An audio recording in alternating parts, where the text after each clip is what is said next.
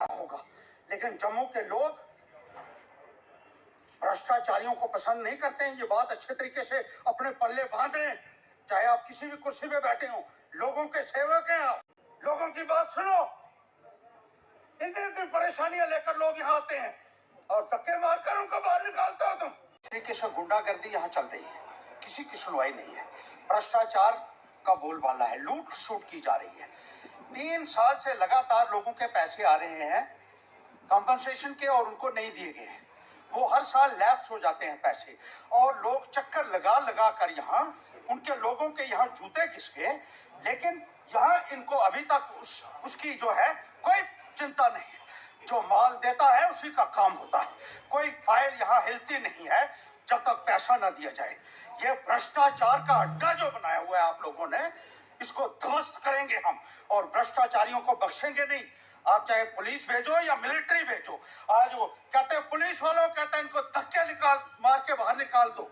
ये deputy commissioner, ये बाहर के आए हुए अफसर जो है ना, इनका दिमाग जो है वो शायद आसमान पे चढ़ गया होगा, लेकिन जम्मू के लोग भ्रष्टाचारियों को पसंद नहीं करते हैं। ये बात अच्छे तरीके से अपने पल्ले बांध रहे हैं।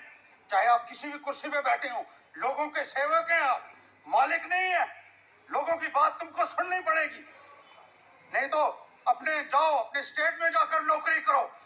लोगों की कितनी लाइनें लगी हैं, जरा कैमरा मार के दिखा दो कि सैकड़ों लोग यहाँ खड़े हुए हैं जिनका कोई काम जो है वो कोई सुनवाई नहीं हो रही है और सब लोगों को बाहर निकाला जा रहा है।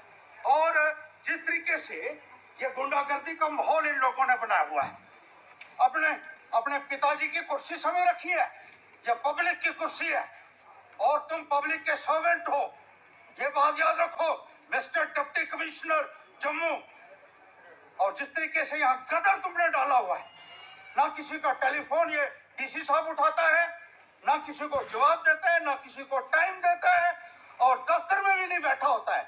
इसीलिए यहाँ जब ये दफ्तर में आया था तो यहाँ सैकड़ों की तादाद में लोग बाहर बैठे हुए हैं, लोगों की सुनवाई नहीं की जा रही है।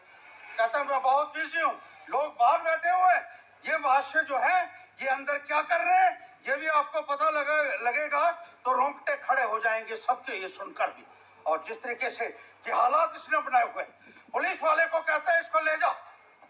पुलिस वाला जिसने हाथ लगाया मुझे जहन्नम जाएगा।